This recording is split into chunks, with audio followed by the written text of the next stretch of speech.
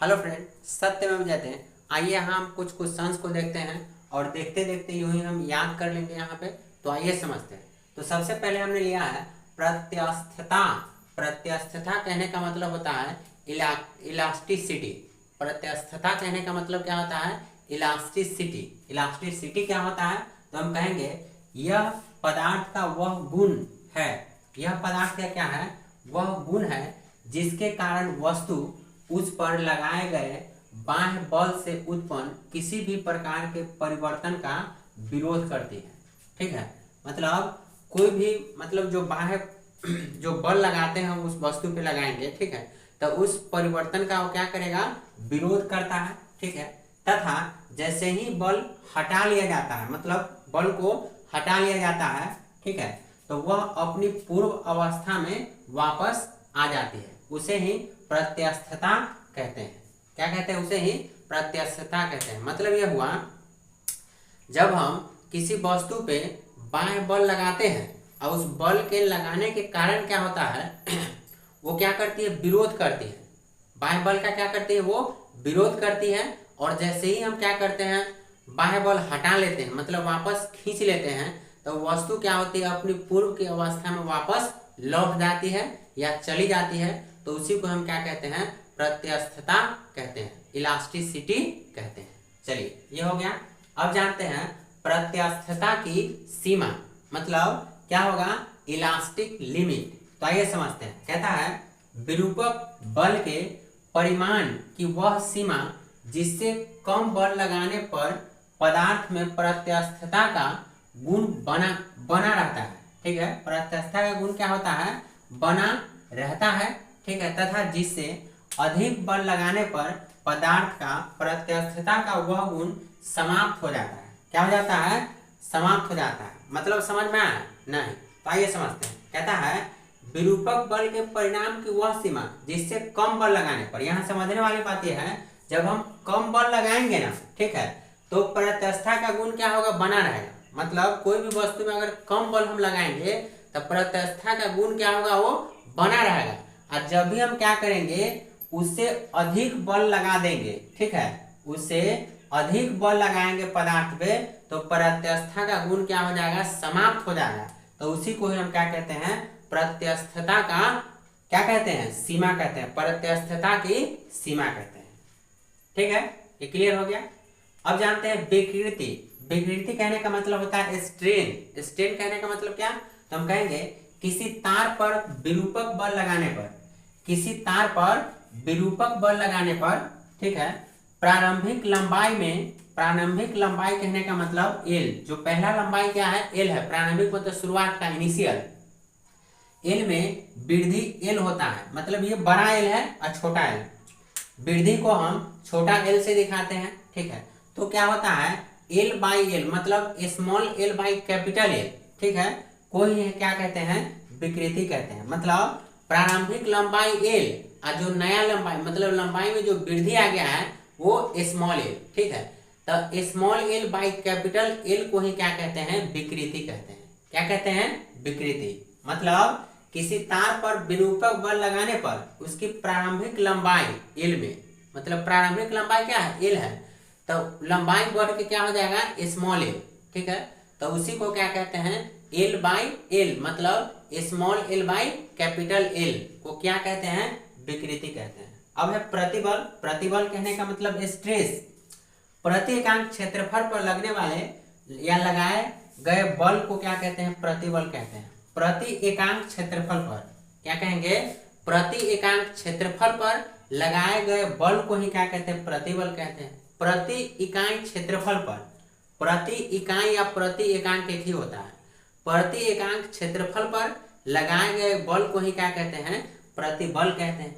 अब बात करते हैं प्रत्यस्थता का यंग मापक, यानी कि यंग्स मॉडुलस ऑफ इलास्टिसिटी। कहेंगे प्रतिबल और विकृति के अनुपात, प्रतिबल और विकृति के अनुपात को तार के पदार्थ की प्रत्यस्थता का यंग मापक कहते हैं। मतलब प्रतिबल और विकृति के अनुपात को तार के पदार्थ की प्रत्यस्थता को क्या कहते हैं? यंग मापक कहते हैं। तो आज हमने देख लिया प्रत्यस्थता यानी कि इलास्टिसिटी।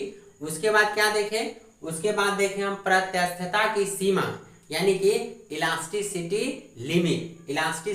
लिमिट या इलास्टिक लिमिट। अब उसके बाद देखें विकृति यानी कि स्ट्रेन। उसके बाद देखें प्रतिबल यानी कि स्ट्रेस। उसके बाद देखें हम प्रत्यस्थता का यंग मापक यानी कि Young's modulus of elasticity.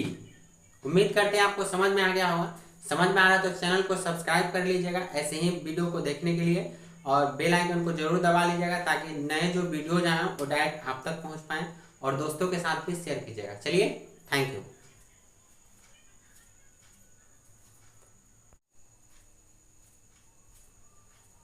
Hello friend, सत्यमेव जयते। आइए हम कुछ क्वेश्चंस को देखते हैं और देखते देखते यूं ही हम याद कर लेंगे यहाँ पे। तो आइए समझते हैं। तो सबसे पहले हमने लिया है प्रत्यस्थता। प्रत्यस्थता कहने का मतलब होता है इलास्टिसिटी। प्रत्यस्थता कहने का मतलब क्या होता है? इलास्टिसिटी। इलास्टिसिटी क्या होता है? तो हम कहेंगे यह पदार्थ का वह गुण है। यह पदार्थ का क्या है? वह गुण है जिसके कारण वस्तु उस पर लगाए गए बाह्य बल से उत्पन्न किसी भी प्रकार के परिवर्तन का विरोध करती है। ठीक है, मतलब कोई भी जो बाह्य जो बल लगाते हैं उस वस्तु पे लगाएंगे, ठीक है, तो उस परिवर्तन का वो क्या करेगा? विरोध करता है। ठीक है, तथा जैसे ही बल हटा लिया जाता है, मतलब बल को हटा लिया जाता है, ठीक है, तो वह अपनी पूर्व अवस्था में वापस आ जाती है। उसे ही प्रत्यस्थता कहते हैं।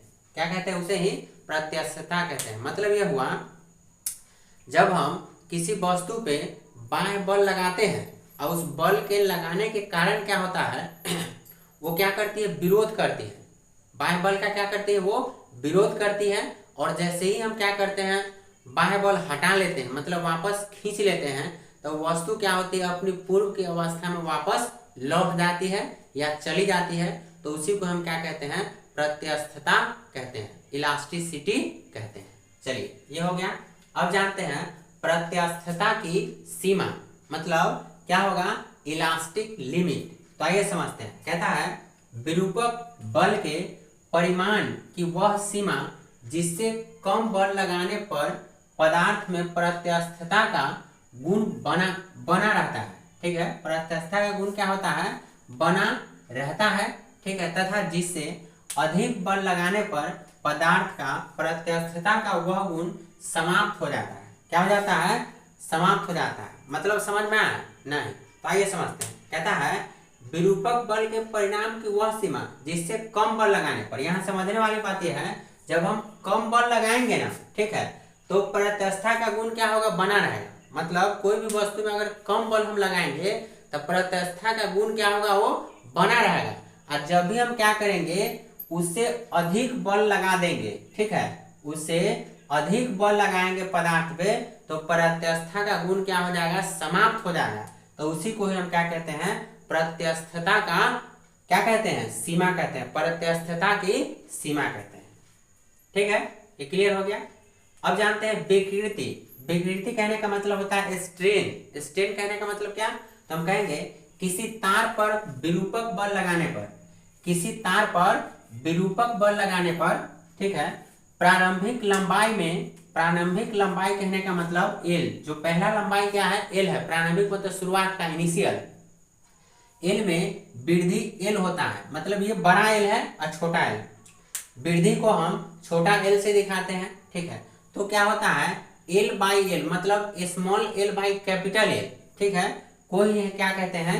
विकृति कहते हैं। मतलब प्रारंभिक लंबाई एल और जो नया लंबाई, मतलब लंबाई में जो वृद्धि आ गया है वो स्मॉल एल। ठीक है, तो small L by capital L को ही क्या कहते हैं? विकृति कहते हैं। क्या कहते हैं?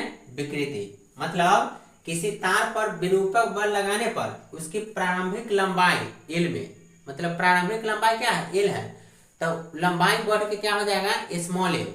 ठीक है, तो उसी को क्या कहते हैं? एल बाई एल, मतलब small L by capital L को क्या कहते हैं? विकृति कहते हैं। अब है प्रतिबल। प्रतिबल कहने का मतलब स्ट्रेस। प्रति एकांक क्षेत्रफल पर लगने वाले या लगाए गए बल को क्या कहते हैं? प्रतिबल कहते हैं। प्रति एकांक क्षेत्रफल पर क्या कहेंगे? प्रति एकांक क्षेत्रफल पर लगाए गए बल को ही क्या कहते हैं? प्रतिबल कहते हैं। प्रति इकाई क्षेत्रफल पर, प्रति इकाई या प्रति एकांक एक ही होता है, प्रति एकांक क्षेत्रफल पर लगाए गए बल को ही क्या कहते हैं, प्रतिबल कहते हैं। अब बात करते हैं प्रत्यास्थता का यंग मापक यानी कि यंग्स मॉडुलस ऑफ इलास्टिसिटी।